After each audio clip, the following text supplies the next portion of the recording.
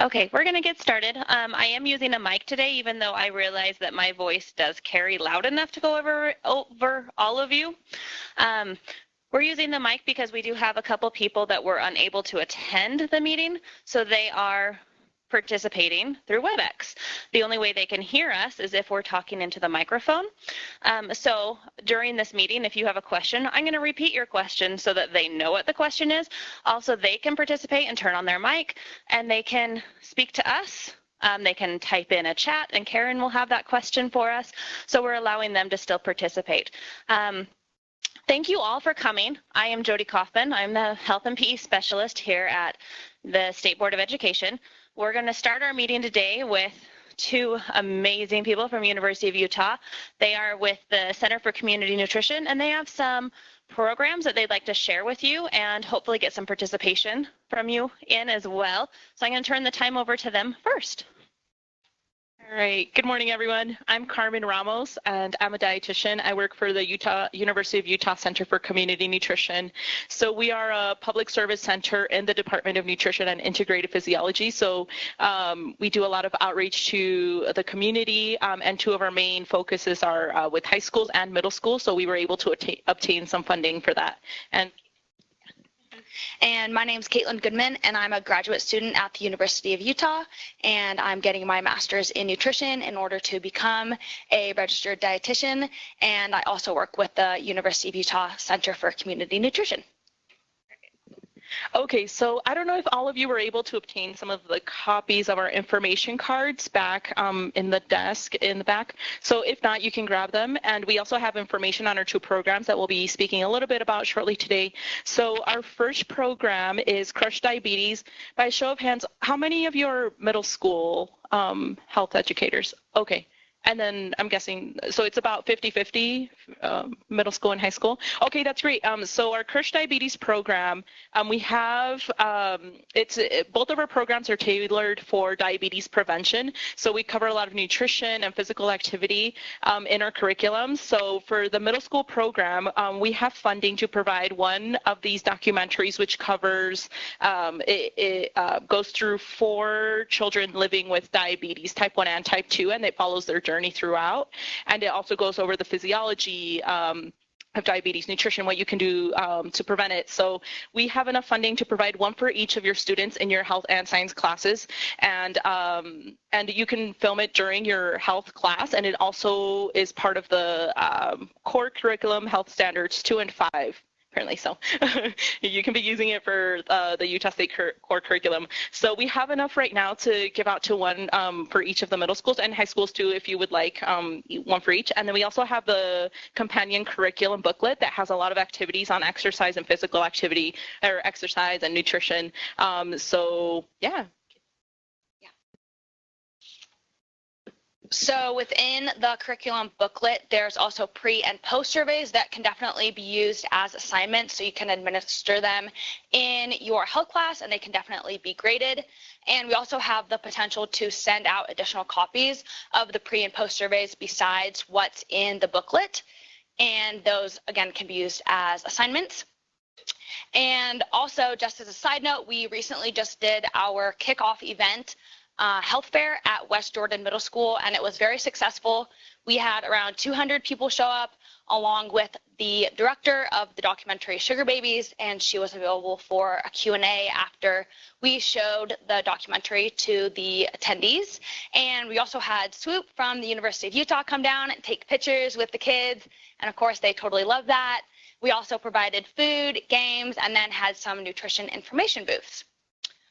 And additionally, the next round of DVDs that we're going to be sending out, they can go out as DVDs or as web access codes, because we know it's trending now to have more access to the internet and watch things on the internet instead of watching things on a DVD. So if that's something that you think your students would be more interested in than a DVD, we have a sign-up sheet that we can pass around, and on it you can indicate whether or not you want a DVD or an access code. Thanks. And for the health fairs, that's something that we can provide additionally for your school as well. So if you're interested in us coming out and doing a health fair and possibly bringing out the filmmaker and to speak to the students, do a Q&A session, that's something that we can do as well. And again, we're all throughout the state of we can do it all throughout the state of Utah. We can also pass around some of the curriculum booklets as well. So I don't know if you guys want to. Here, we have a lot of copies. So. Okay, so that was for our middle school program. Our Teen Thrive program, this one is still in the works. We're conducting focus groups right now. Yesterday we did one for Granite School District, also all throughout the state of Utah. So if you're interested in one of the focus groups, this one's going to be more of a student-led program. And so basically the students will identify needs in their school from nutrition and physical activity, and we're talking anything that relates to that at all. So it's pretty broad, and then we'll be able to help set up all the infrastructure to make that program successful. And yeah, so we're doing focus groups, and if you are interested in a focus group, we can provide a half-day substitute for your class as well. So again, if you want, you can sign up if you're interested in participating in that one. So again, more diabetes prevention, nutrition, and physical activity for your specific school and district. So yeah, anybody have any questions about our programs? All right, well, thank you. We can still keep passing around some of these DVDs and the curriculum and also the sign-up sheet if you're interested in any of our programs. So thank you. Okay, and again, this is their contact information. So if you want more information, I think it's probably on some of the cards too, but that's why we have this up on your screen so that you can contact Carmen and Caitlin later if you would like. We're going to keep going. So big thing that I'm going to ask of you right now, we are going through the health standards revision process. One of our committee members is also here because she's a specialist for her district. Part of the revision process is we make recommendations. We want to know what needs to be changed, what needs to be updated. So in our meeting today, we're going to ask you, what things do you think are outdated, missing, or no longer needed in our health standards? Some of you are very familiar with the standards because you're using them all the time. Some of you maybe not as much, but little history for you. The elementary standards are currently 3 through 6, and they were updated in 1997. I know. They're pretty specific on curriculum to be used. USBE does not regulate curriculum. We want the teacher to pick their curriculum. The secondary standards, so we have Health 1 and Health 2. Health 1 is either a 7th or 8th grade class. Health 2 is a 9th or 10th grade class. They were updated in 1997. In 2009, in 2009. So 2009 doesn't seem that bad until you start thinking about things that we have issues with in our schools. Social media, e-cigarettes. Those are things that are not in the current standards. Also, the current standards use food pyramid. We don't have a food pyramid anymore. So those are some things that are in the standards. And if you understand, standards are what the state is expecting you to teach. You are supposed to get through all the standards. That's why they're there. So how many of you teach health? Can you get through the standards? So there's something to keep in mind. So this is your time now. Your time to tell me what you want to see. So we'll start real quick. People next to you, behind you, kitty corner, I don't care. Talk for 5 minutes. Come up with, I feel like this is really staticky. So are the people on WebEx, are they complaining that this is really staticky and like there's like funky sound? Because from here, there's like this weird funky echo. Do you guys get that? I don't know. I feel like if it's really far away from me, they're not going to hear me at all. But is that better right there? Oh, that PE voice. 10 years of PE teaching. Come on. You guys get that right?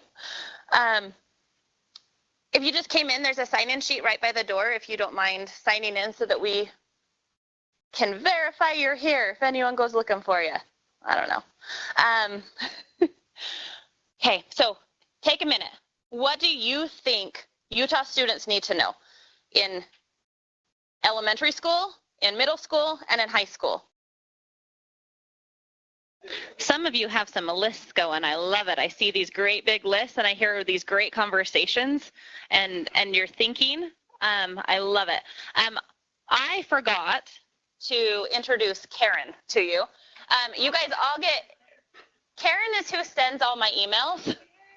So you all see Karen Johnson, but then it's signed Jody Kaufman.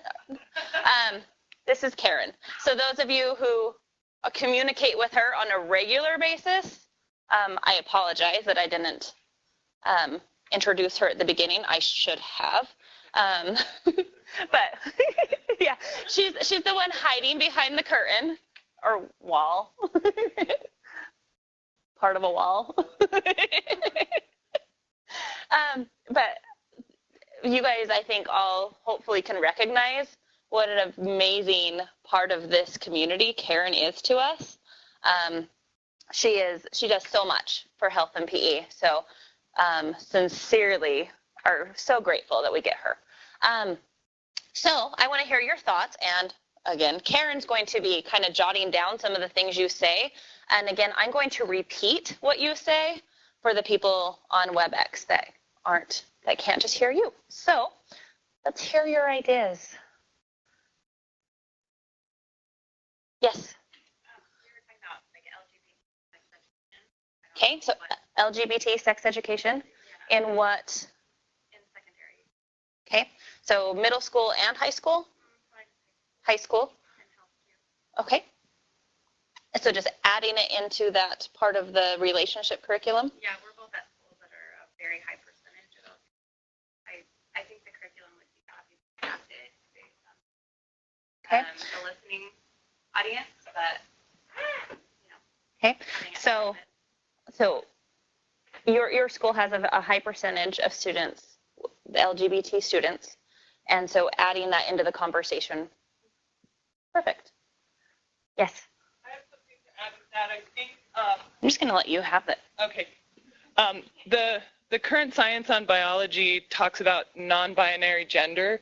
So if you look at the studies of 1 in 200 kids born not fully developed or differently developed male, female, X, Y, all of that, I think that needs to be addressed, because if it's like 1 in 200 kids, that's a huge number of kids that are like, okay, but what am I? So at least letting people know that that's a thing biologically so that they're aware.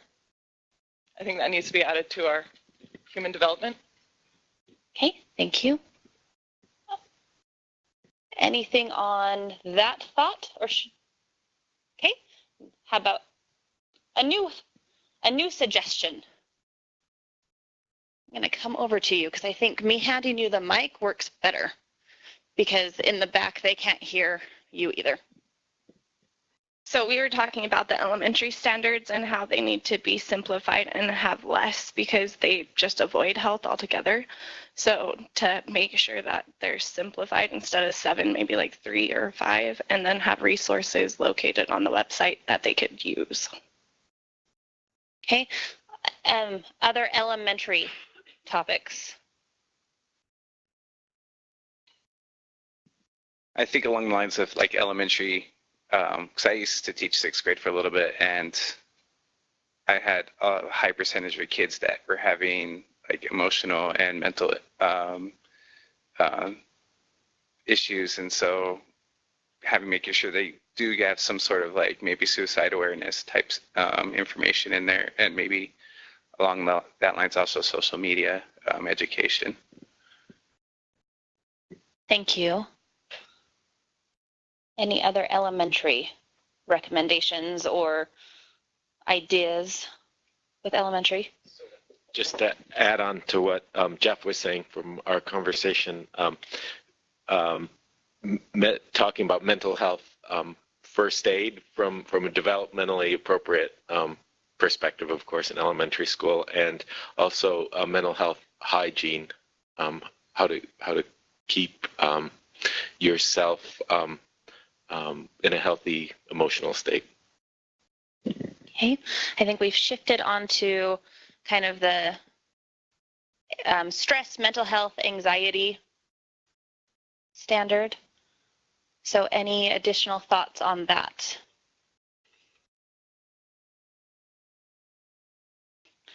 I think, how many of you are aware of the report that came out just recently that ranked Utah #1? Utah's #1 in youth suicide in the nation. Leading cause of death for 10 to 17-year-olds is suicide.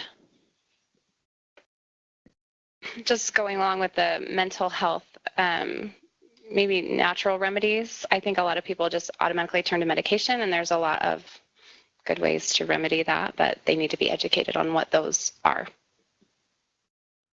Okay. Coming back to you.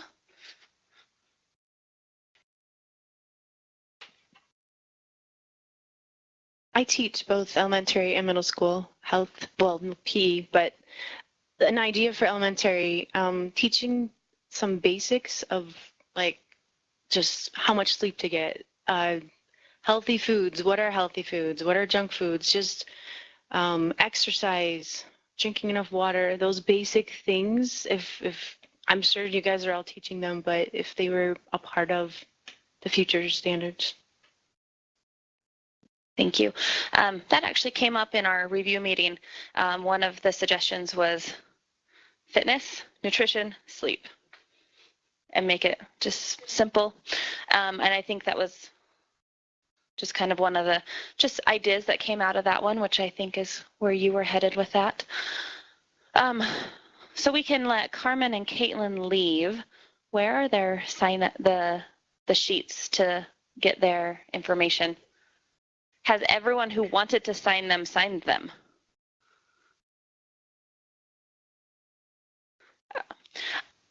The nutrition to get the curriculum that we spoke about at the beginning for either high school. Yes. Did you?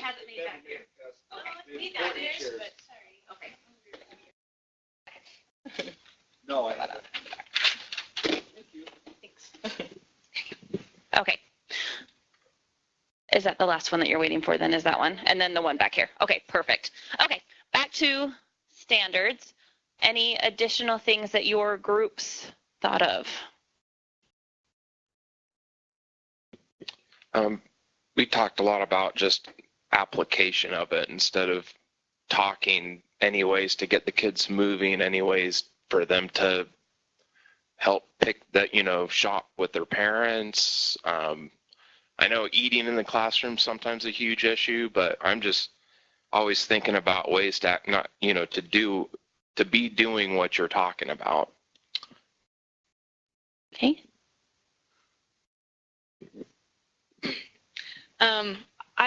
I kind of think that the categorization of drugs is outdated. I think that maybe is not the point that we want to really hone in on substance abuse, but I think also that most kids in our community are getting information about values as related to drugs, but perhaps not the science behind what's going on with the addiction in the brain. And I think that I would like more refusal skill things and more like actual science of addiction in that standard. Thank you. I think, and I don't know where you would necessarily, as they were rearranged and reorganized, and reemphasized. I think along with the addiction, we have to hit pornography at both middle school and high school levels. It's truly an addiction. The chemistry in the brain is the same. And I do think as well, we don't need to be categorizing drugs. We need to be talking about how their addictive properties and how the brain is affected and how it affects them emotionally, not just physically, but emotionally and mentally. And then at the same time, bring in pornography at some point in that, not in the human sexuality. I think pornography often is avoided because it's one of those, I don't want to get in trouble talking about it, but if it's in the standards, and there's a lot of resources out there that are completely appropriate at all levels. But I think it's something in our society that back then wasn't as big of an issue because of the social media. With that, I do think we need to emphasize more social media and, internet access and how to appropriately manage that and understand the signs of, predators and things like that online, which isn't, teachers are teaching it. But it's a fine line for them to walk legally sometimes. Thank you. I think also just kind of adding another layer to all the topics already addressed is addressing everything with students with disabilities, especially as you have older students with disabilities. The presence of hormones and all those desires and everything, it's all there, but then you have that added complication of now you're dealing with a cognitive level of someone much younger. And so specifically when you're talking about addiction, pornography, trying to explain how, this sudden light that's turned on and is really interesting for them. Now you're dealing with socialization and, with that being a part of the standards, social skills, that's a big part of it because as we look at news stories and things that get out there, more often than not, that individual who's struggling with a challenge has some kind of social or cognitive delay. Speaking of that, I don't think we necessarily need to categorize and go into all the different types of mental illnesses like we did in the past. I don't think there's necessarily the stigma that there used to be when the core was written, but I do think we have got to focus on depression, anxiety, and coping skills. That's the standard they need. They need to be able to recognize the signs, and they need to know how to cope with it, and they need to know their resources if they can't cope with it themselves or they don't have support at home. Yes, because the people on WebEx can't hear you otherwise. Hello, people on WebEx. So in Standard 5, it says that we're supposed to teach ways to prevent sexually transmitted diseases, but the state law says that I cannot promote contraception. So how does that work?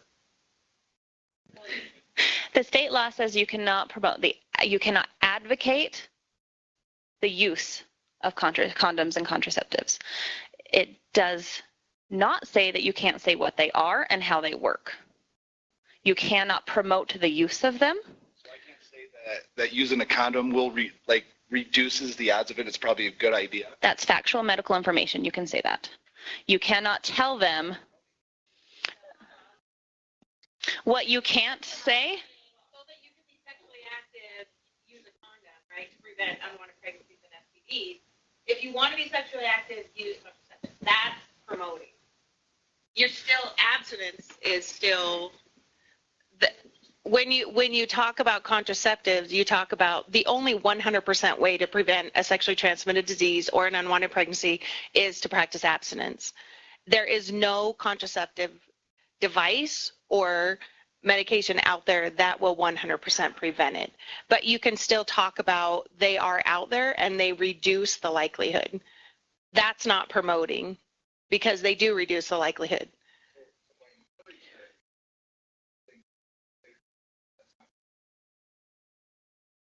You're walking a fine line. Yeah. So you can give them the statistics.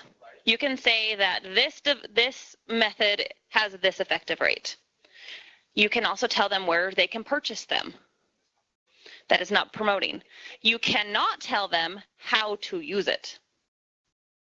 But you can say the instructions are on the box.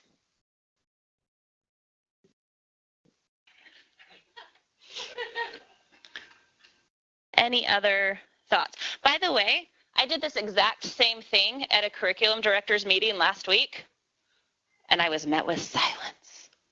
So thank you so much for being involved, and the difference is, I guess, curriculum directors are over everything, and you guys are your experts. So I appreciate this so much, and this feedback is so valuable. Other thoughts of things that you would like added, thrown out, kept the same?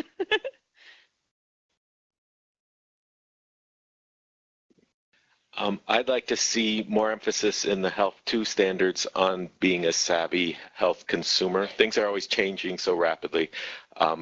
People need to know how to get good, reliable, vetted information. Okay, you had the same. So we had a second and then a triple of that, that idea. Any others? Fantastic. Oh, no, you're good. I love it.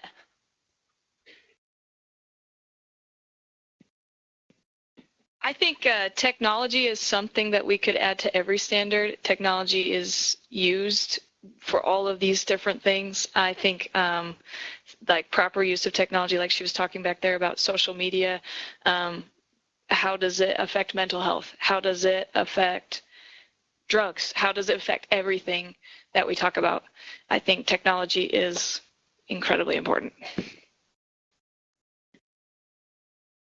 So I don't know if anything like this even exists anymore, but when I was a high school student, I participated in a program called STARS, and it was called Students Today Aren't Ready for Sex. And we would actually, the high school students would go to the junior highs, and we would teach a curriculum to them, which was abstinence-based, but it basically allowed us to have the students role play and talk about different situations that they would encounter and how to handle them.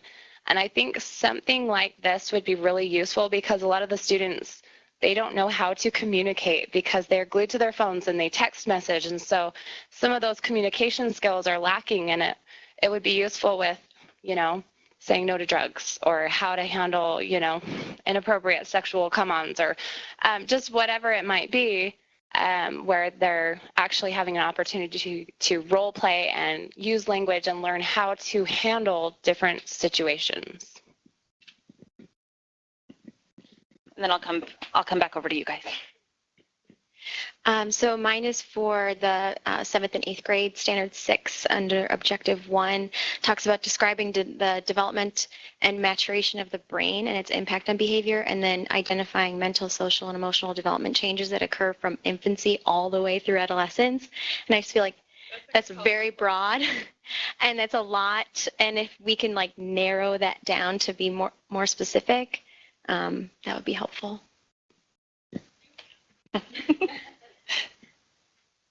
Okay, it's kind of a question, but also just something that a lot of my students have really brought up recently within the last year is the use of like CBD oils, hemp oil, and medical marijuana.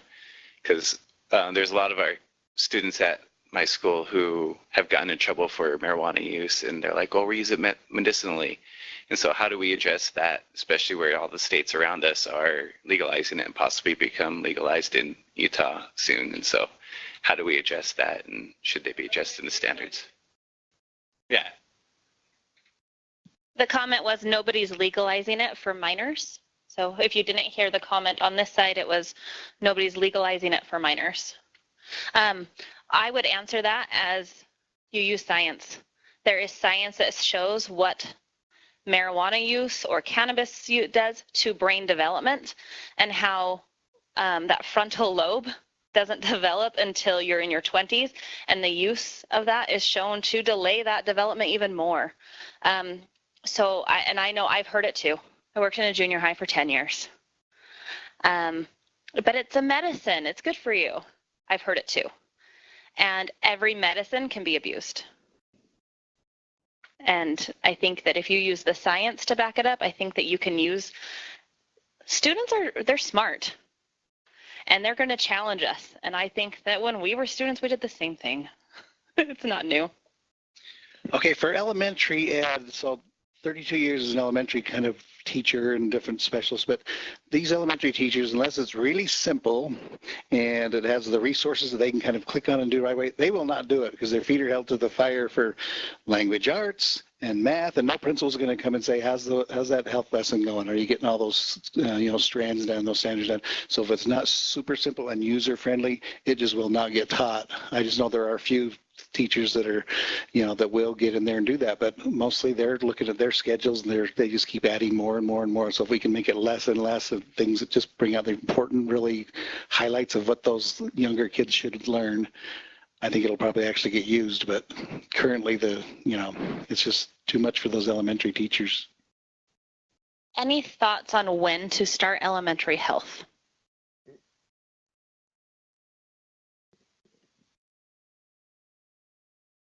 How many of you just, okay, so I've heard a whole bunch of different answers. So are there ways to make it appropriate to start teaching health topics as early as kindergarten? Okay. And so then a K through Health 2 curriculum, is that something that we want to look at? So I heard it could just be one simple standard in kindergarten. It doesn't have to be refusal skills and yeah. So I guess a little history on my background. I was a teacher in junior high, but I was part of Latinos in Action. I was the advisor for that program, which meant that I went into the elementary school. And we were in Ogden, Title I schools. And yay, go Ogden. I saw a fist bump in the back. Somebody's cheering for Ogden. I was in kindergarten 2 hours a week. So this is my personal, right? I'm stepping out of USB and I'm putting into personal teacher. There are kindergarten students that absolutely could use some coping skills because their lives at home are not so fun. We had every unimaginable thing you can think of in a home, we dealt with. And that started with those kindergartners. So I would love to see kindergartners receive some kind of coping. Hygiene, I think I heard. Somebody said hygiene. Mindfulness. So appropriate touching.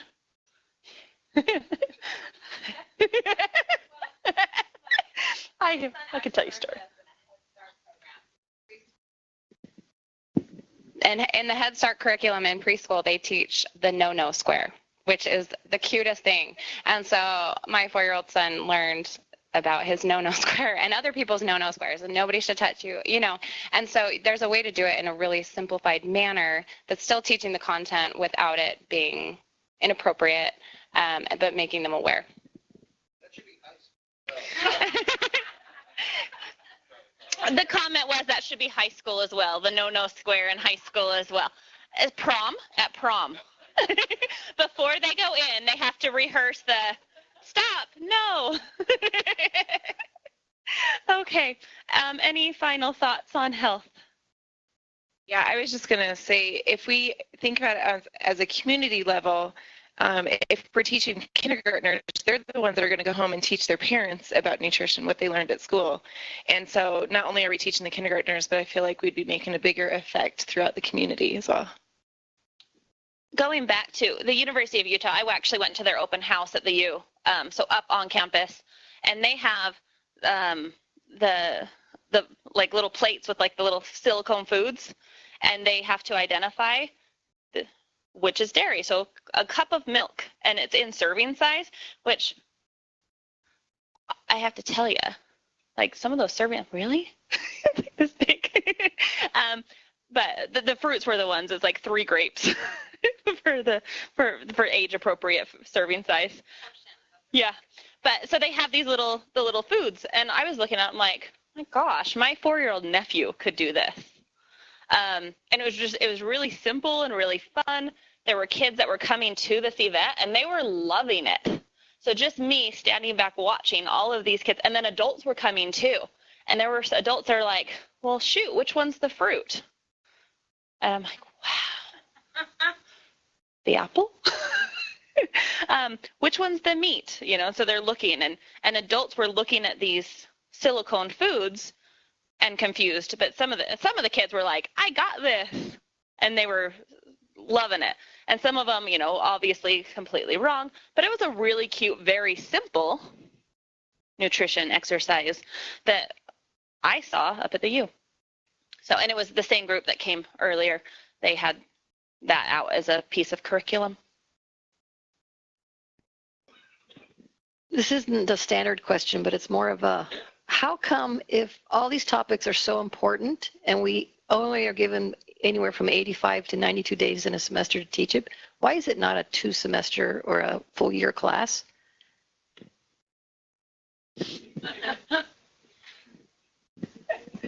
Depends on the district. So the comment was it's not even a semester in middle school. Depends on the district. There are many districts that are not going to use the rule. They're going to keep it as is. So, and the class still has to be available. The class can't go anywhere. So we are going to talk about that in a second, though. So let's table that for just a second, because I promise it is on your agenda. We are going to get to it. I'm kind of like Bruce. I've been here for a while, and I don't know if any of you remember when Frank Wojak was here, right? This was the toughest thing he had to get through the state. And so we're going to need to be advocates, because some of these that we all see and know need to be taught, you're going to have resistance to from the state of Utah, from the people that live here. So it's a matter of us advocating and saying this is a need for your children, because they'll say we'll teach it at home, and we know it never gets taught at home. So I just want to make sure that we all know that we need to stand strong and make sure, because Jody's, this is going to be somewhat of a fight to get this revision through. It took a long time last time. It'll probably take a long time this time too. I completely signed up for this, full knowing what I was getting into. So I'll go again, little personal. When I found out about this job opening, Karen knows I deleted her email like 6 times. Yes, I deleted all her emails for probably 10 years. But I opened one, and it was for this job. And I read it, and I'm like, oh, crap, that's my resume. Because they wanted a PE endorsement, a health endorsement, and a science endorsement. When I came to the first interview, I thought, oh, there's no way, they're not going to. But they asked, what would you want to do? And I said, health standards. Oops. So here we are, health standards. They need to be done. They need it. And you are so right. It is going to be a long journey. The media is going to love every bit of it, because they love when we talk about sex. Ironically, we didn't talk about it once yet until I just brought it up. Everyone's very worried that we're going to break out bananas. Nutrition. I'm talking about nutrition. Gosh, people. We need it. 20 years old is not acceptable. Could I ask a favor? Could you do a Google survey with our teachers in the state, asking them what they feel like is kind of this same question, but specifically in the human sexuality area, because that seems to be where, so the state has their guidelines, and then I happen to be in a district that's even more conservative than the state. So our policy does not align 100% with the state, which that's been a topic of conversation with our board, because our health teachers have voiced a concern that with all the changing dynamics in society and relationships and The younger students are becoming sexually active at a much younger age. They feel like their hands are tied talking about certain things. So I think it would be useful for all of us maybe at the district level to be able to have that information by district. And then also teachers being able to have a voice is huge, especially with our health teachers like to be heard because they feel like they're not heard as much as they need to be. But that would be super useful, I think, not only for you, but for us at the district level would be great. Thank you. That's a great suggestion. I can add it to my monthly newsletter. Okay, we are kind of running short on time. Our meeting is going to be cut. Diana Sedrith, who is the Director of Teaching and Learning, is coming in with Travis Rawlings, who is a coordinator for licensing, and they're going to give you a little licensing chat. So I'm going to move on with our agenda just so we can make sure we get through. This is not on your agenda piece, but because they brought it to me yesterday.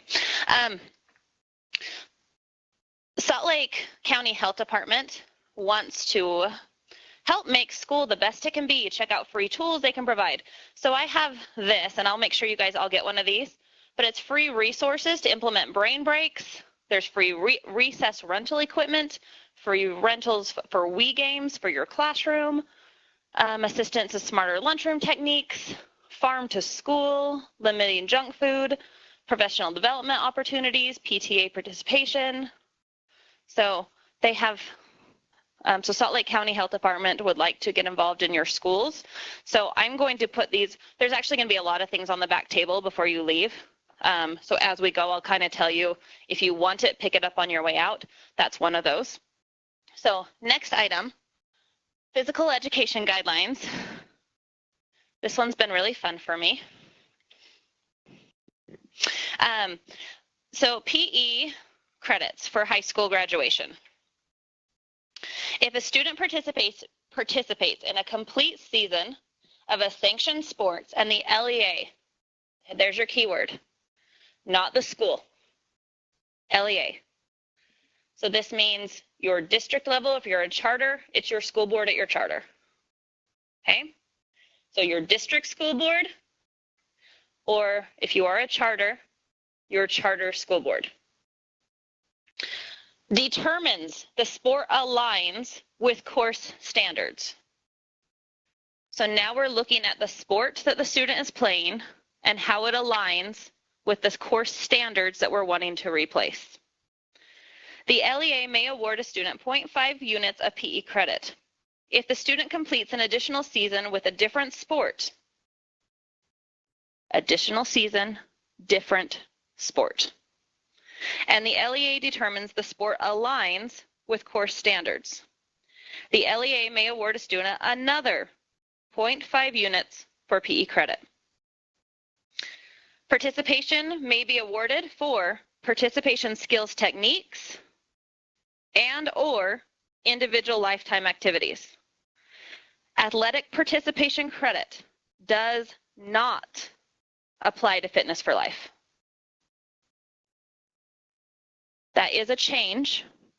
It used to be 2 consecutive seasons of a sport would be 0.5 credits.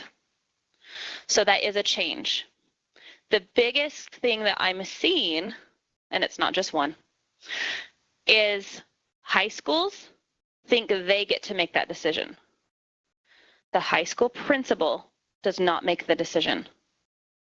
The school board makes the decision based on the alignment to the course standards. Does the activity meet the course requirements? That is not my decision. I have a lot of parents that call me and want me to say that their daughter's ballet counts. Maybe it does. Not my decision. It is the school board's decision of how that aligns to the course standards.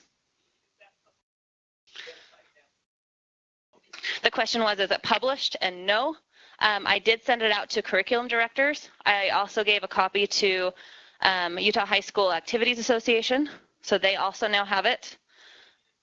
Yes. So the question is, can I mail that to you? Yes, I will mail it out. Yes. The question was, is it board rule? Yes, that became board rule March 2016.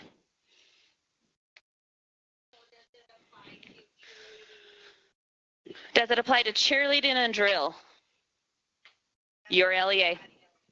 Your LEA will decide.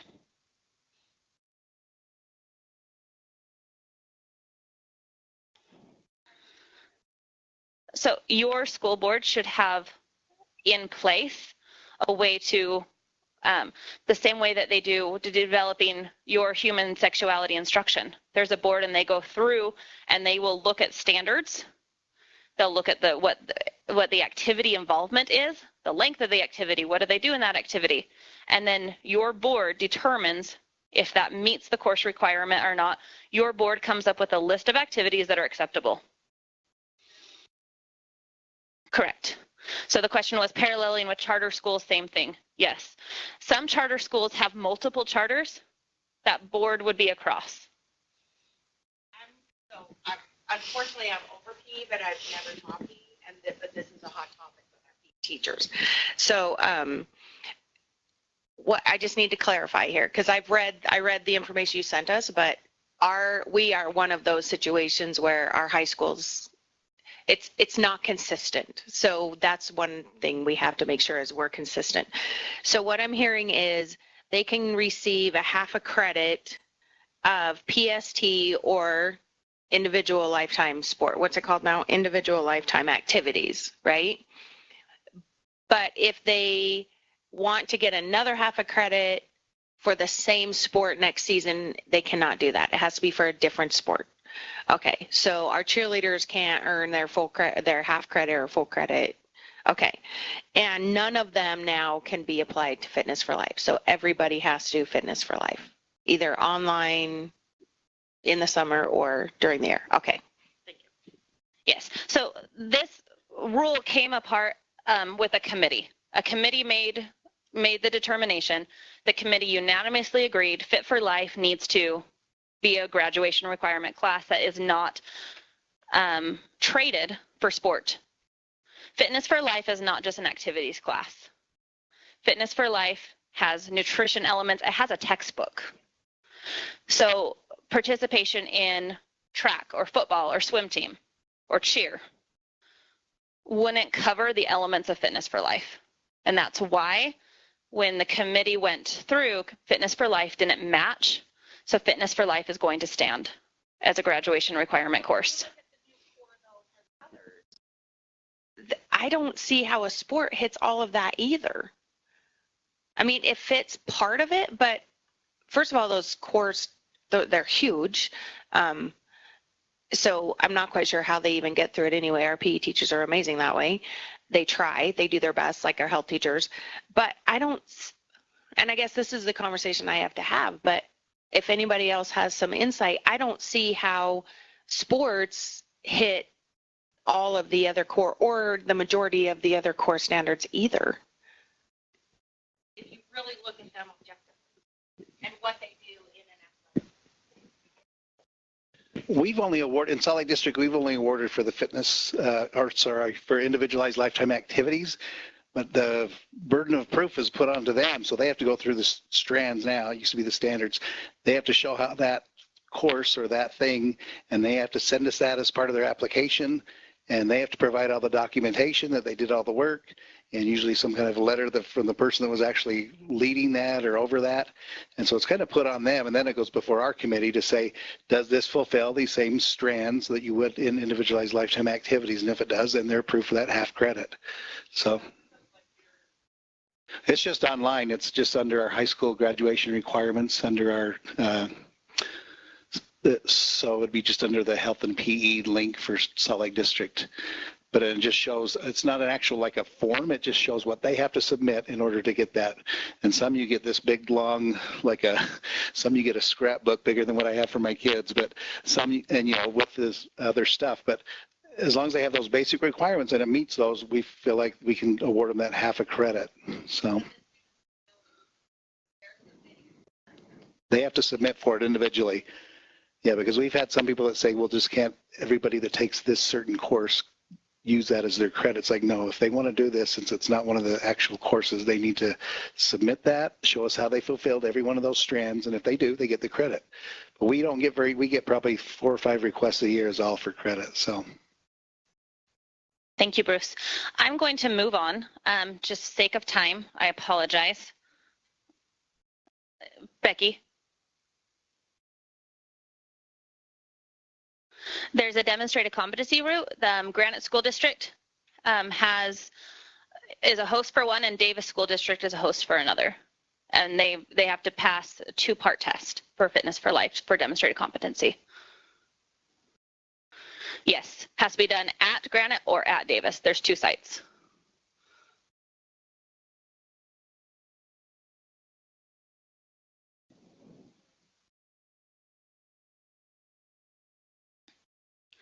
So an online course for Fitness for Life?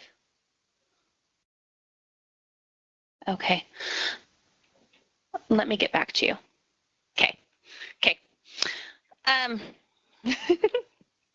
Okay, so we are down to the newsletter and mailing list. If you are not part of the mailing list, if you go onto either the PE or the health page, I know our website is a little construction zoned, but search box, health education or physical education, scroll down and find that exact word again, health education, physical education, okay? It's not gonna be the top one. You're gonna have to scroll down just a second. But then at the bottom, it says join my mailing list, and you'll get on, and I do a monthly newsletter. You also get information about when we have grants. You get information about endorsement classes, conferences, things like that. I do not send a lot of emails. I send my monthly newsletter, and then I send things when they are important to let you know. Yes? Yes. Yeah, you are. But then we had the comment earlier about putting a survey out.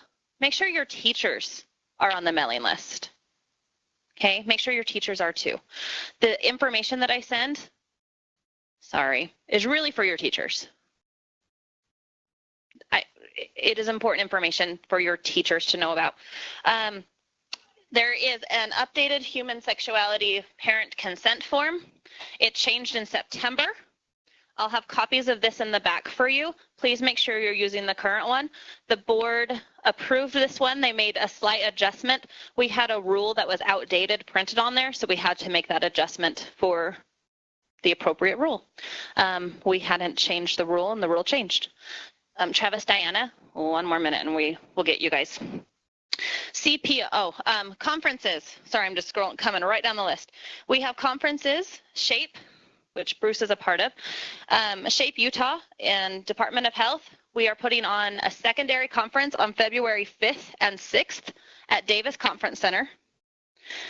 And so that's for secondary health and PE. We'll have an elementary conference, and this is for all elementary teachers. And that will be, it's the Healthy Bodies, Healthy Minds, and that will be sometime in June. We don't have a date and facility yet. If you want to volunteer your high school, take it. Cpr Grant. If you have not filled out for your district the Cpr Grant to get instruction to every high school student in your district, please fill this out before you leave today. We will have copies of this in the back as well. What this American Heart Association secured a grant to reimburse the district $6 per student to receive hands-on CPR and AED training. It is not certification, it is training. As long as the district fills it out, or the charter, your principal, not the teacher, has to be at least the principal for the charter, we have not denied them. We will accept your grant application as long as it's the district level or the principal if it's a single school. Okay, some of the smaller districts too, you have one high school, the principal's fine for that. We just don't want one for every high school. Some of you have a lot of high schools. We don't want one for each high school. We need it done at the district level to include all of them. Professional development, if you are having a district-wide professional development, I am more than happy to come. Also, Sarah Roundy with the Department of Health would love to come to those. So if you are hosting those, send me a little email. I will get with Sarah, see if our schedules can be there, and we would love to come to your professional developments for either health or PE or both. A lot of times I know they're included together. Endorsement courses for the summer. Our courses this summer, we will be having for PE, so for any of your teachers that are working on their endorsements, physiology of exercise, care and prevention of injuries, and philosophy of introduction philosophy of PE. For health, we have personal health and wellness, methods of teaching human sexuality, and methods of teaching mental health and stress management. We need instructors. So I have in the back applications. If you know some amazing teachers, or maybe you're one yourself, and you think that they should teach an endorsement class for us, please pick up an application and will you get that to them. I can also electronically send you this. I actually did send these out if you are part of my mailing list. But I can send them to you again. I can just email it to you and you can send it off to your teachers. I know that Granite District is trying to get some teachers that they want to teach. So please let's get some great instructors.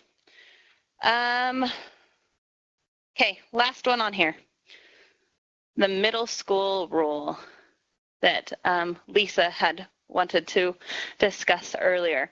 I came up with health, the concern of being if health at middle school is an elective, how do we build?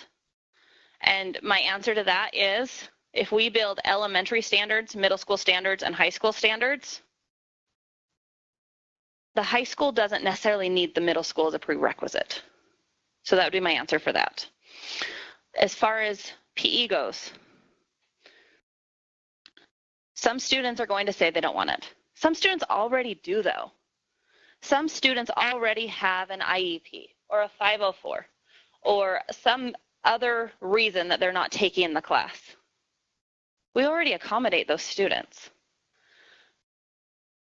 If your class is relevant and fun, the students want to take your class. I wasn't the only PE teacher. Students wanted to take my class because they wanted that brain break. They wanted that time to not sit. And even the students that were not the gifted athlete, they wanted my class. Are there going to be students that we miss? Probably. But we can do a really good job of selling our class. I really think that. I truly, truly believe that at the school level, the classroom level, the district level, we can sell our class. We can make it needed and desired.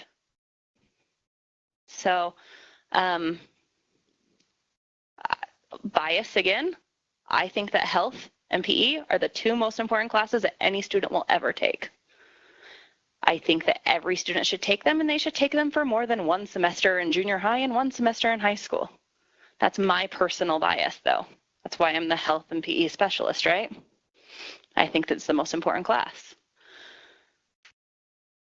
I think the board will probably rule, Diana can correct me, they'll probably make another decision at the board meeting next week based on the public comment 2 weeks ago. Okay, so it'll be discussed again. But stay tuned and we'll find out what happens there. Make it so it is optional. Will they be letting you guys know if they're doing that or not necessarily? Because it'd be nice to know if we know which districts decide that they're not going to, make that a requirement. There's nothing for them to let you guys know they're going to do that. So there's no requirement, and we're using the microphone. We have people on WebEx, so they can't hear. So I will be repeating, Diana, in case you're, so there's no requirement for districts to report to USB. You know, so you can send it out to us, which districts decide that they are not going to make. Right, which is another great value of our meetings and our collaborating, and which again, getting all of our health and PE specialists together, I think is a really great tool for all of us, which was really the goal of this, is so that we all can communicate with each other. I know I felt as a PE teacher sometimes that I was an island. I didn't even know the other teachers in my district. But so coming here, and I communicate individually with most of you, I want to be able to allow all of you to communicate with each other, not just me.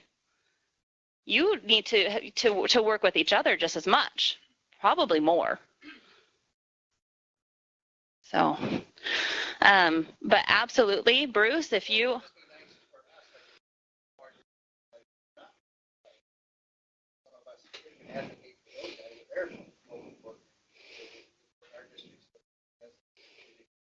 Guys and kind of back each other up a little bit, because otherwise it may start going like dominoes. I don't know. It's just, you know, we need to kind of make sure we're there to kind of support what we believe in. So, and when we can advocate for our own programs, and yeah, and I feel like we can use this as a forum as well. Talking with my administrators at my school, with this new ruling, they're kind of worried that, okay, well, they made an elective for middle school. What's going to prevent them from later on making an elective for high school? Is there any talk about possibly doing that down in the future, or is that something that we need to ever worry about? Or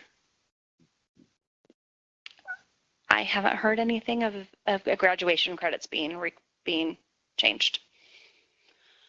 Okay, all of the papers that I just showed you, so the CPR grant, the endorsement application forms, the updated human sexuality consent form, the information for Salt Lake County, we were going to have all of that on that back table where you signed in. So as you leave, you are more than welcome to grab it. But I'm going to turn the time over now to Diana and Travis, and they're going to talk about licensing with you. Jody told me it was on mute. I ignored that too. I was just so excited to say hi. I am Diana Sedgwick, the Director of Teaching and Learning here at the State Board of Education. And with me today is Travis Rawlings. Travis is the coordinator over licensing. And we are here to get your opinions about some things that the board is thinking about before they are actually enacted. So what we're really talking about today is going to be licensing. You may have heard that the Board of Education, how many of you have heard that the Board of Education is looking at licensing and redoing licensing? Oh, not very many of you. Okay. So this is a process that we've been going through actually for over a year now. Some staff at the Board of Education, along with some staff at Higher Ed, started over 2 years ago by participating in a group called the Network for Transforming Educator Preparation. And that was a multi-state collaborative where we shared ideas, looked at research, saw what was working in different states, and we at that time started to think about licensing. You may remember last summer, a year ago summer, when the board adopted the Academic Pathway to Teaching, the APT. Once that was adopted, the board realized that there was a lot that they wanted to think about in terms of licensing, and there also was a task force that was convened at that time. So in both of those groups, which now have collaborated with each other, we've had the same goals. So some of the goals as we show this to you are, we want to eliminate bureaucracy. If any of you have had to renew a license, or you came from out of state, or you went through an alternate path, you may know that sometimes it's not easy to get a license, that there's a lot of back and forth, a lot of communication. I see some of you shaking your heads. for some of us who went through a traditional program, it was easy, okay? But not everybody has that experience, and we want to eliminate the bureaucracy that goes with that. We also want to establish a system that's fair to educators. So some of you may have had people say to you, an existing teacher who might be wanting to add an endorsement has to go through more work than somebody that's coming from through an APT or an ARL, where especially with the APT, the courses are not required. And so there's this kind of inequity right now in our system because different people have different requirements, and we want to make that more equitable. We also want to increase flexibility. So everybody's heard about the teacher shortage. We know that we have a problem with that. So we want to think about how can we use flexibility to attract teachers. And when we say that, what we don't mean is let's just open the door and let anybody who wants to teach, teach. So we've thought a lot about how do we have flexibility while still maintaining the high standards that are necessary for students to really achieve in their classroom. And then we also have been talking a bit about competency. So we've talked about students. You were talking about it just a little bit earlier. And we've been saying, well, if it's okay for students or if it's a good thing for students, shouldn't it also be a good thing for teachers? And there may be teachers who can demonstrate competency because of experiences that they've had maybe in another state or in another situation, or they've had learning that others haven't had, and it's not always about taking a course. So these are some of the things that we've been thinking about as we've been planning. Our current system is incredibly complex. Each one of these bubbles stands for a different kind of a license or license pathway. So ARL, APT, letters of eminence, you might be on a state-approved endorsement plan, you might be out of state, you might be, I could go on. And every one of those has an entirely different pathway and set of things that you must do in order to get your license at the end. And they are all, or most of them are actually different licenses. So we wanted to get rid of some of that. So in order to understand what I'm talking about, it's important to understand our licensing structure. So in Utah, your license is your permission to teach. It is something that all educators have, and everything else attaches to that license. So think of the license as the basic permission, and then the license area describes the setting in which you can teach. So that might be elementary or secondary. It might be actually not teaching. It might be an administrative license area of concentration. So that's the license area, and you can have multiple license areas. Everybody has one license, but you might have multiple license areas. And then endorsements also attached to that, and there are two different kinds of endorsement. One is what most people think of at the secondary level, which probably most of you have or many of you have, which would be a health endorsement. And it's an endorsement that says you are qualified to teach in a particular content area. So there's math or history or different sciences, all of those give permission to teach a certain content. There are also endorsements, mostly for elementary teachers, but a couple of them go K-12, which demonstrate expertise. So we have a STEM endorsement that says that this elementary teacher has specialized knowledge in teaching STEM, or a reading endorsement, or an ESL endorsement. That's an example of a K-12 one. So we have this structure of our licenses. So as I said, the task force was convened a little bit over a year ago, and they have actually completed their work now. And they really dove into, the board members on the task force really dove into what does Utah's structure look like, what are some of the problems with it, and what are some of the things that we might think about doing differently. And it really was done partially in response to the APT, because once the APT was established to solve a problem, it actually revealed that there were more problems. And so it kind of became the catalyst for looking at what we would want to do. You can see there the board licensing task force, the members that had been working on it. How many of you know who your board member is? Oh, that's kind of scary. So I have a piece of homework for you. You need to find out who represents you on the State Board of Education, because they are the people that you need to be talking to. So I know that there's a lot of concern about the middle school requirements.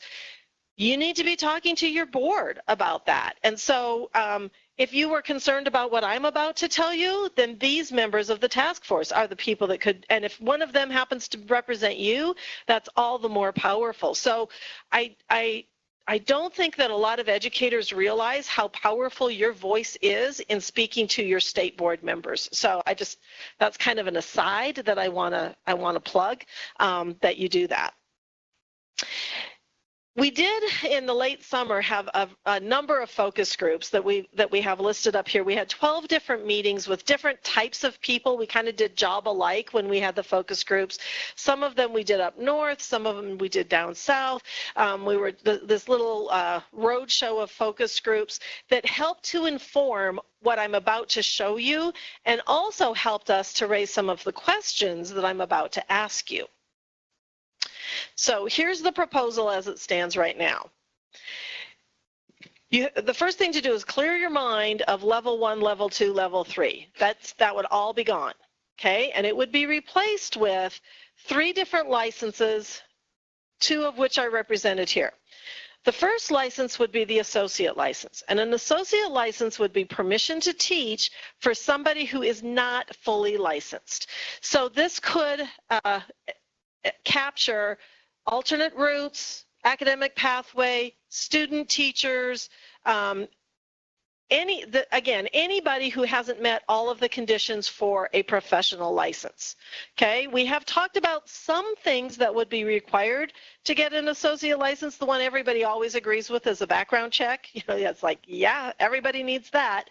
There are some other things we've talked about too, and I'll be asking you some questions about what should a person have to stand in front of a group of kids or down on the carpet with a group of kids and actually be authorized to teach.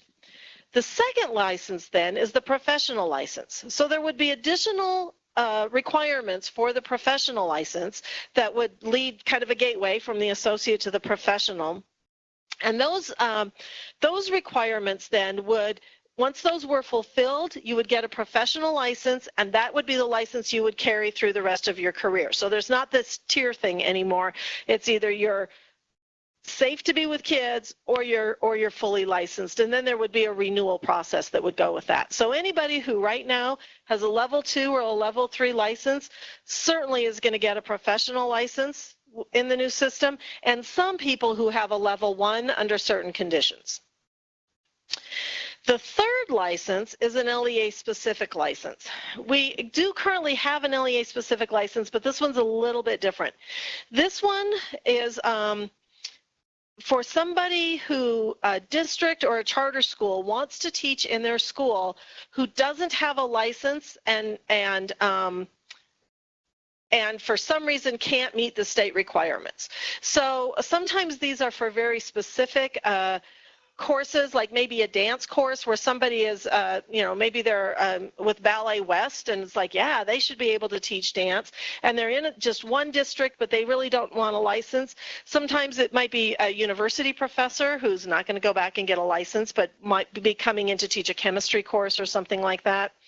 And the way that this one would work is that the application would go to the district board, the local board, charter or school district board, would then grant the license to that person through our office, still in collaboration with our office, and that license would be good only in that LEA, which is why it's called LEA specific. So if that person decided that they wanted to move or go to another school district, then they would have to either get another LEA specific from there, or they would have to go back and do the associate or the professional. Another place this one's used a lot is with some of our foreign teachers teaching the dual language. I doubt it happens very much in health, but I actually don't know that. Things surprise me all the time about what actually is. Okay, so that's the basic structure, but of course there's lots of details and there's lots of questions to work out. So the basic structure is pretty simple, but it's always the devil is in the details, and that's where we're trying to go now. The Board of Education in September authorized us as staff to move forward to work with the legislature to remove barriers that are currently in statute.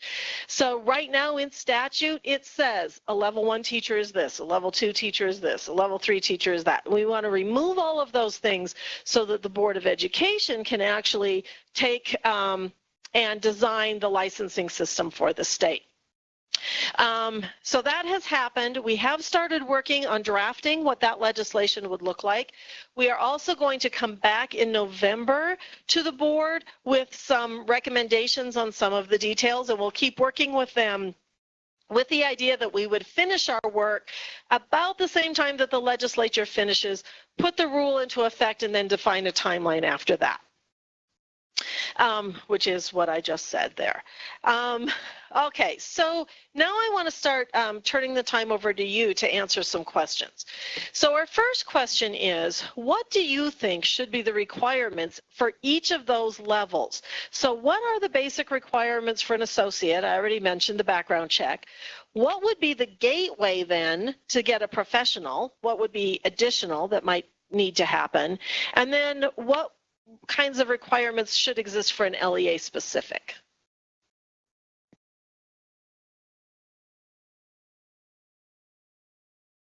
Oh, sure, it has to be somebody clear in the back. No, that's great. That's great. Sorry, I'm exhausting on every level, sorry.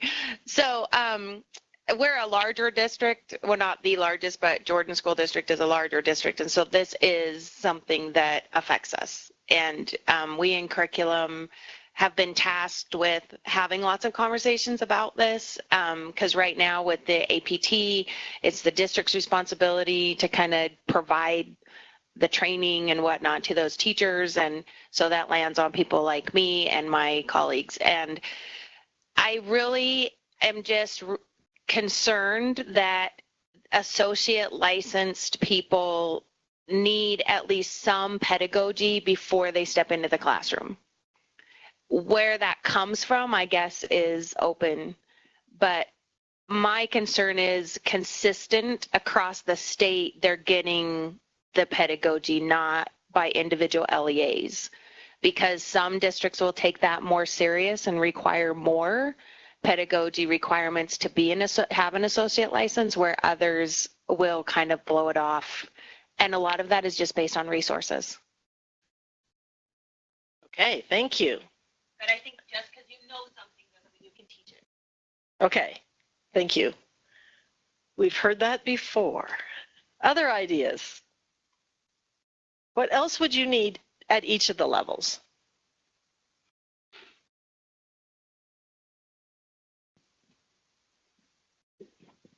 I think currently the APT, you just need to have a degree. I think you need to have a degree in the area you're going to be teaching to have an associate.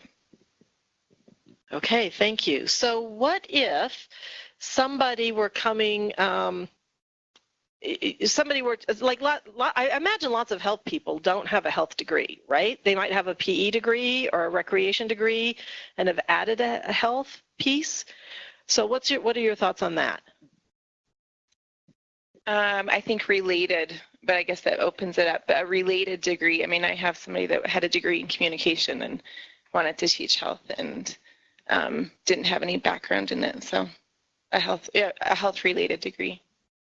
I'm going to keep pushing on you just a little bit because we need these answers. So I have math and history endorsement. What if I really wanted to be a health teacher? Is there any way for me to do it? Yeah, I guess I'm just talking, I don't know about currently licensed teachers. I think because they wouldn't have an associate, they'd probably have a professional, right?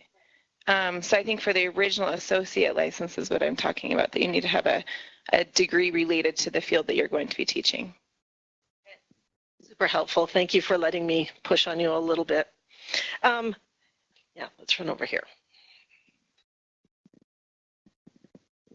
I just wanted to kind of piggyback that question that you asked, like if you already like have a professional license and you want to like get another endorsement area, just how we already have the PE and health endorsement classes, that they have to take those to demonstrate the competency to teach those. So kind of currently, because my degree was in PE, but I also teach health, and so I'm currently in the process of getting my health endorsement so I could So as long as they're in the process, I think that would be okay. So I think you're advocating for keeping a process similar to the SAEP, which is probably what you're doing. I have a personal, so for me, I have an accounting degree and I teach PE and health. So I'm exactly what she's saying, but the thing that I think that is awesome about the APT program is if I can show competency in PE and health, if I can prove that by testing, because I actually have more experience with PE and health than I do accounting with sports and coaching and all of that. So I like the idea of being able to prove your competency. Okay, thank you.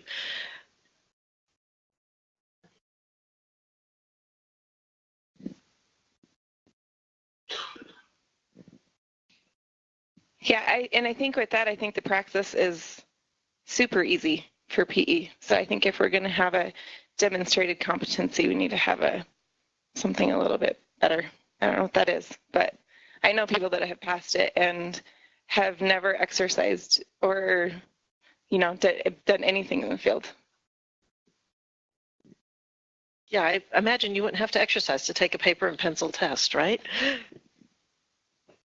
The one thing I can think of is if you are a level A soccer license coach nationwide, it's extremely difficult. I would feel 100% confident in a level A licensed national licensed soccer coach to teach PE because it goes over the same types of things that I did in my entire PE program. So it's just a different path, and it's extremely rigorous to even get a level. So there's a F, E, D, B, C, A. If you're an A licensed coach, you're super competent. I would even say a national D licensed coach would be competent. So we're going to have a disagreement. Jody, are those things you know about as a health specialist? There are a lot of things that would make them, for PE particularly, there are a lot of coaching certifications that in many ways are more rigorous, and on paper, it doesn't match with our endorsement requirements. But what I did hear was some advocacy for some kind of, that would be sort of like a competency thing. Who was going to disagree? That was me, but Jody took care of it? Okay.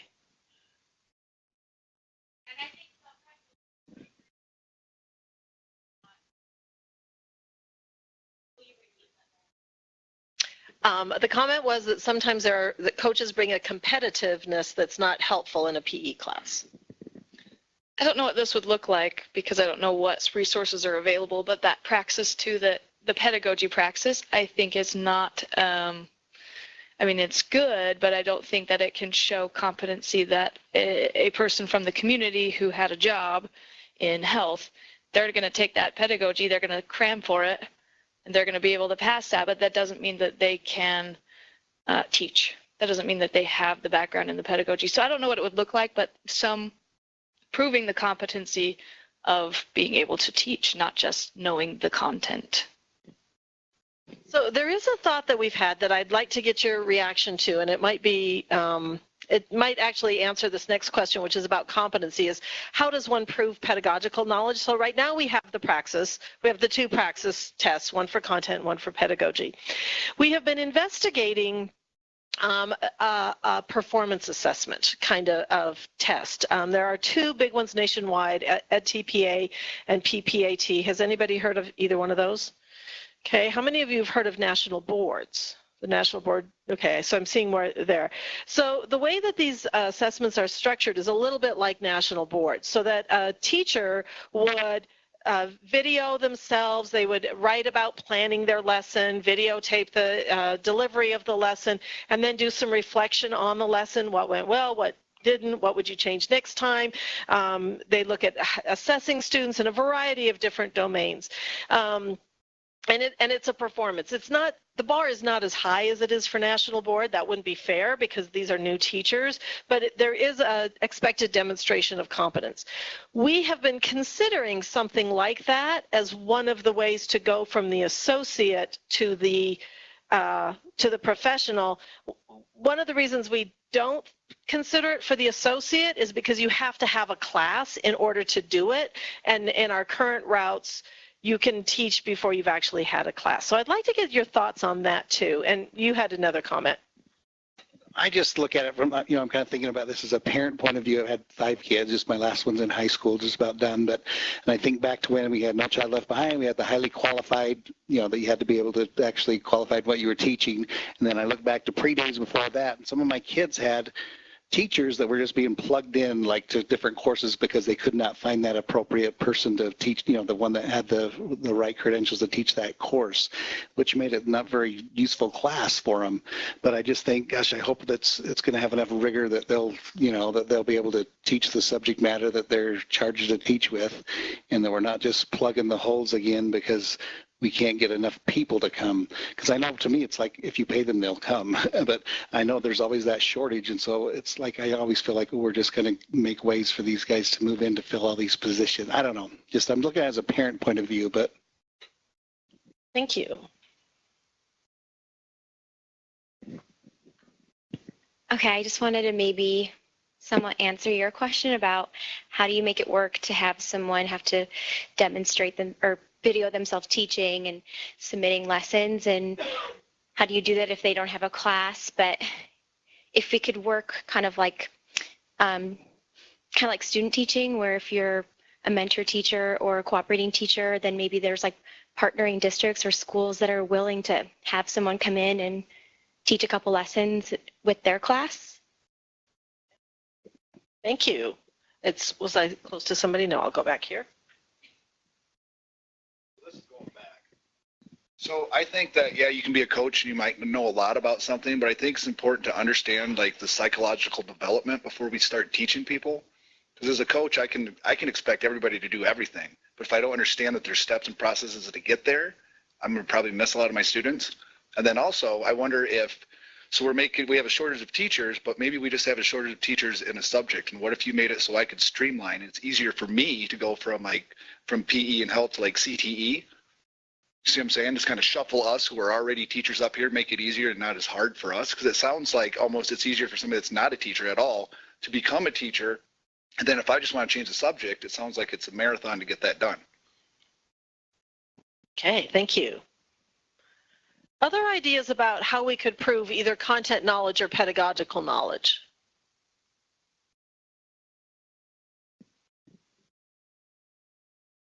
So I feel like this is a hard thing to make a consistent thing because everybody's path is so different for how they got their knowledge. So like in my instance, I have to go about a license through ARL, but I have a master's and a bachelor's in exercise science. I've taught collegiate courses in PE, physical education departments and universities, and I don't qualify necessarily for a license where, I can prove all of that, but I still have to go through ARL to get a license. So, I think it's so different for everybody. My husband is a high school Spanish teacher, and he was a collegiate head coach. And he always says, I should have got a PE degree. And he would be very capable to teach those subjects, but he doesn't have that license. And so I think it's so different. I almost think there should be an application process where you write a letter of interest. Maybe you have letters of recommendation and a resume, and you submit your transcripts and, basically a packet of you and say, here's what it's almost like a job application for a license where you say, here's everything I've done, here's everything I have, here's why I'm qualified. And then someone would have to make that determination, and each case would be different. And that's where it's tricky, and you can't make it the same because everybody is so different. And like they're saying, it's really hard to get an endorsement outside of your subject area. You have to go take a whole nother year of college, to do it. But we know those teachers can teach. They're successful in the classroom teaching whatever subject area they are. Why couldn't they go get another endorsement maybe in a more simplified way. They're already good at teaching. They can, you know what I mean? Like, I feel like if you can teach one subject, there's a lot of other subjects that are more easily learned. Maybe not your sciences. Like, I'm not going to go teach, you know, biology or anything like that, but just sort of that job application. Here's me, here's everything, and then have somebody review it. It's really hard to make those standards consistent, I think. Yeah, that is the challenge, the consistency, because we think, I mean, so Travis is the coordinator of licensing. Do you want him to be able to decide who gets to teach and who doesn't? I mean, I have a lot of respect for Travis, but like, really, do we want to do that? Diana, I have a question. Other comments on competency? Can you hear me?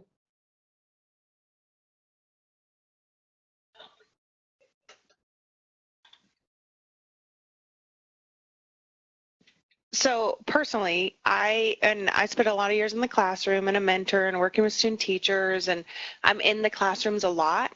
And I am less concerned about how we get them in the classroom, but the expectations and the support that they kind of have to participate in that follows that. So it's one thing to get them into a classroom, but until you experience teaching and identify your strengths and your needs, then you can work with your administrators or your teams or mentor. I mean, every district has different ways of identifying, you know, what specific teachers need as far as support.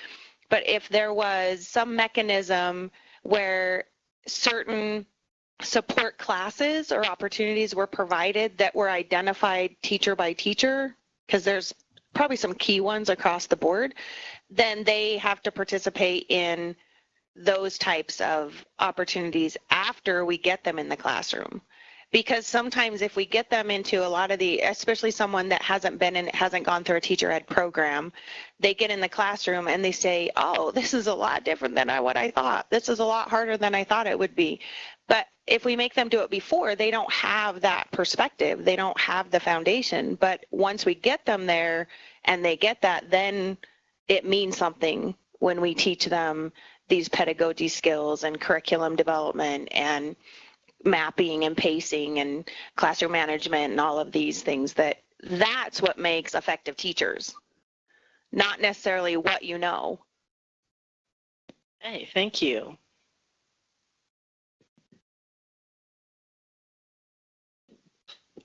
I'm more for having something more step-based, because if we want to be respected as professionals, there needs to be some sort of standard for just anybody coming in and being a teacher, because, I mean, that's half the reason we're not valued is because they just think, oh, anybody can go in and be a teacher, and that's not true. So if we're just allowing anyone to come in and be a teacher, we're agreeing with them, and we lose respect in our field. So I think there does need to be some consistency. I don't know what that looks like, but I'm not for just letting anybody just say, oh, I want to try it, and then how long do they get to try it, and how many kids are lost in that process? Is that my child who misses out on 8th grade math, and then next year is playing catch up because they had a crappy teacher for a whole year? I mean, there's a lot to think about here. Going along with that and what a few other people said, can there be like maybe a certain period of co-teaching / team teaching or something like that in the process? So you would like to see there be a co-teaching or a team teaching at the associate level? Okay. Okay. Let's take another question. Coach Henry. So what is the role of the LEA in licensure?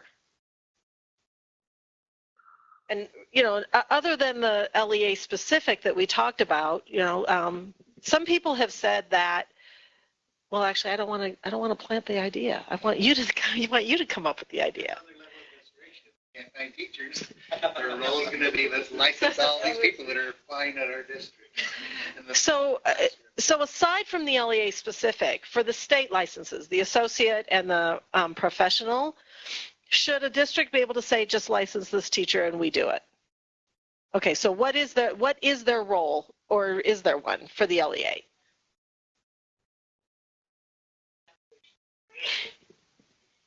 Well, if the LEA is going to do it, there has to be evaluations set in place that that teacher is monitored, you know, and that they're a mentor teacher or something, so that they're just not let loose in that classroom without some kind of collaboration team that they're a part of, that they need to be attending a collaboration type environment where they're getting the extra help. I have a daughter-in-law who in Indiana decided she would substitute teach. Well, she started substituting, found she's really good at it, and has now gone back to school and is getting her license. But I think there are people out there that will, and she's fabulous. I mean, when a principal brings older teachers into her classroom because of what she's doing, so that, well, there's great people out there. And this came later in her life as her kids were getting older. So, but for her to just be left alone, I think that's where the critical element is. There has to be some kind of mentoring, collaboration, and evaluation. Thank you. And as, like I said, I'm in that position. I think most people in my position want that. Like, we want feedback and mentoring and help. Thank you.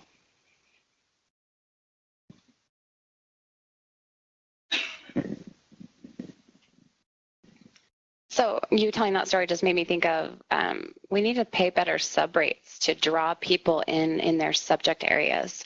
You know, when you have a Spanish class and a sub comes in that doesn't speak Spanish, or, you know, and there's people out there who do, but I think there should be some sort of a recruiting program where you almost recruit teachers through subbing and you see who's good at it. And then all of a sudden you make sure they get the pedagogy or whatever they need for the content areas. And then your comment about levels, I kind of agree with that, you know, if everybody is just a professional educator license, there's no discrepancy between a third-year teacher and a 30-year teacher. Maybe add to that a master educator license. And I don't know what the requirements would be, but at least 10 years of teaching or so many good reviews, or I don't know, whatever it would be. But so there's actually a distinction between, oh, just from the beginning to the second? Okay. Okay. So one of the things we've talked about, this is more the other level, but we've taken it out for the time being. We talked about a teacher leader license.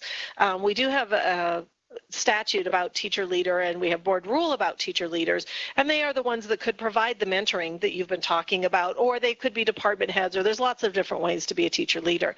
We originally had that as part of the proposal, but when we did those focus groups I told you about, we found that a lot of district staff was not really thrilled with the idea because there could be financial implications for that. So rather than take that on right now, we decided to set that aside, let people think about that and talk to people about it, and then maybe we'll be able to bring that back later. The other thing that I wanted to, because of your comment about substitute pay, one of the things that we've tried to do is separate licensure and employment. So, you know, how much a substitute is paid is not in our control. How much teachers are paid is not in our control. If associate teachers get paid less than professional teachers, not in our control. And so we've tried to think about the license really being that permission level, and then the employment kinds of decisions, you know, like provisional is also not that it's 3 years up to 5. That is also not something that we deal with. Okay, it's in statute, but it's not part of your license. Your license and your provisional status are not related. Okay, so I talked a minute ago about the pedagogical demonstration, the assessment. If we were to go down that route, should the board say there's one, like right now there's like one praxis to take. If you want to be a teacher in X subject area, you take this praxis. Or should we think about, I told you there's 2 at the national level, should we think about, oh, there could be a choice? What do you think about that? Like you could, like different assessments could meet the requirement. Instead of saying everybody, has to take EdTPA, we could say, well, we'll accept EdTPA, or we'll accept PPAT, or there might be something else in the future, and it would be like any of these work, instead of it just being one that then everybody takes, but everybody, the advantage of one then is everybody has the same vocabulary, you know. I think it should be kind of the different tests should be centered around like certain standards. So if the test meets those standards, then they should be allowed. And so kind of like accreditation, if it's an accredited based off certain standards, then it should be allowed. Like most of us, I believe, are all, when we're have our evaluations, we're evaluated on the teaching standards. And so something that meets those teaching standards, so that way it's across the board. But so whether or not the test, the pedagogical test meets those standards is whether or not it should be allowed or not.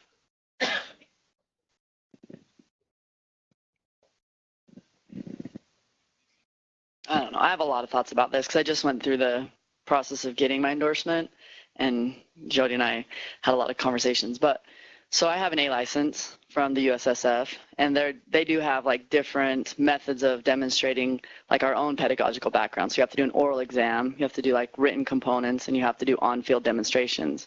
And I think that that trifecta of different ways is a nice weeder system for making sure that we do have the most qualified candidates. And so I would think that you could have a teaching school kind of that's synonymous with what they do in soccer, you know, where it's a week long or it's 9 days or whatever it is now, because people that want to achieve that level of mastery, they find a way to go to that course and take that course and prove themselves through that evaluative process. So I would think that for teaching, you could do the same thing and incorporate those different ways of demonstrating your pedagogical knowledge, because yes, some A-licensed coaches would be terrible teachers, really terrible teachers. But if they piggybacked it with a school, like a pedagogical school, a 9-day course, they could maybe get some tools to be more successful. And then there would be people from y'all's side that would say, yes, you are, or no, you're not. So then it's not just willy-nilly individualized, like Ms. Crawford said, but it has more of like the rigor that she was saying, where there's like checkbox and like what we've always talked about, where it has to be super fair. So I don't know, that's maybe some ideas.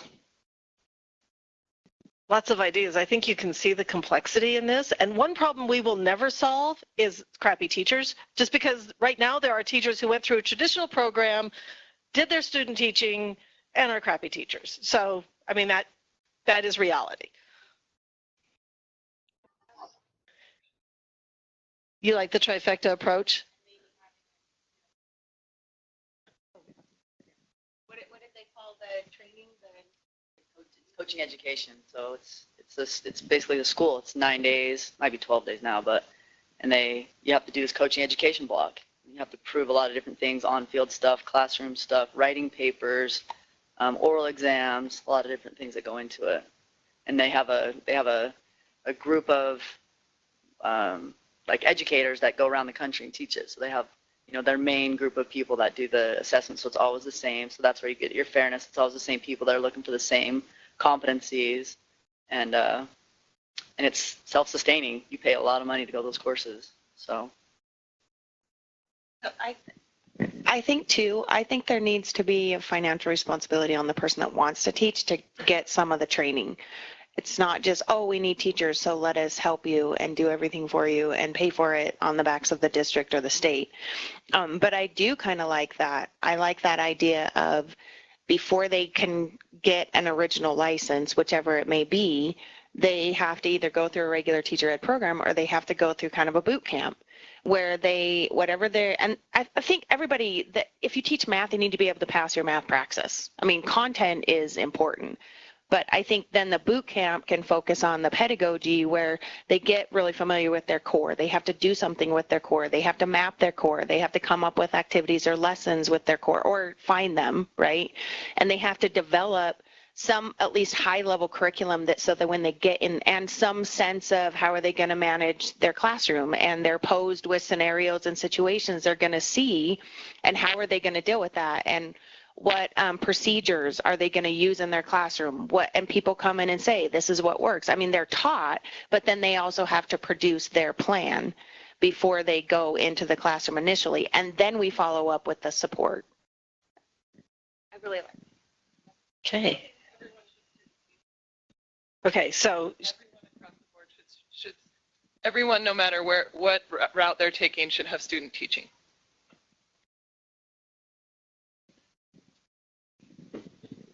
I think for me it comes down to, we're talking about all this advocacy for our field, and I think it's really important.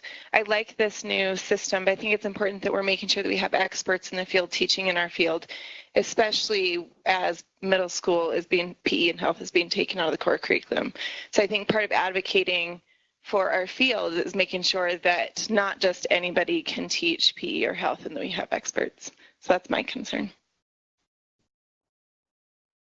Would you consider graduate assistantships to be student teaching? Okay, so that would fall. So it could be, the word might be like a clinical experience or something, not necessarily the traditional student teaching. Okay, so are there other things that you want us to be thinking about while we are putting together these details? Anything else that's on your mind? Other than the fact that, you know, it's almost 11. I think the requirements to be a sub should be higher than a high school education. Okay. Thank you. I think that's a new comment we haven't heard.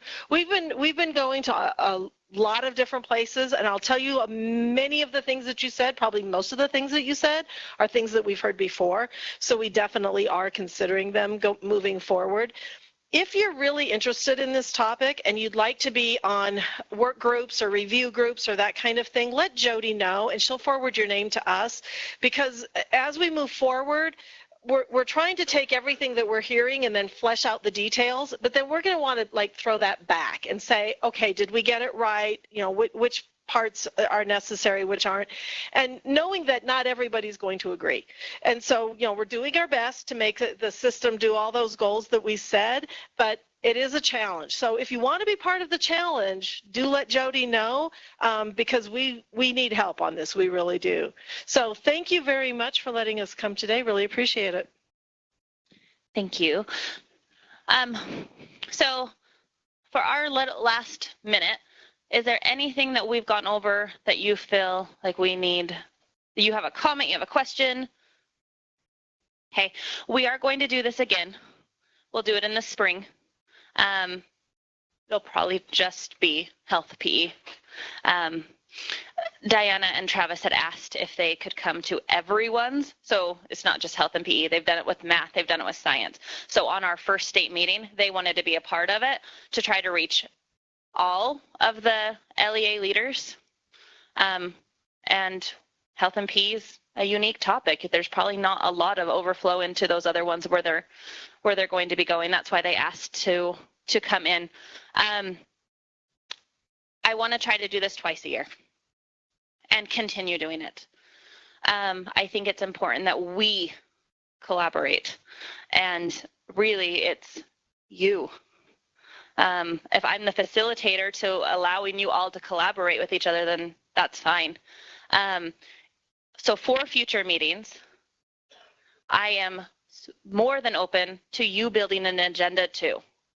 So this is the first one. I built the agenda.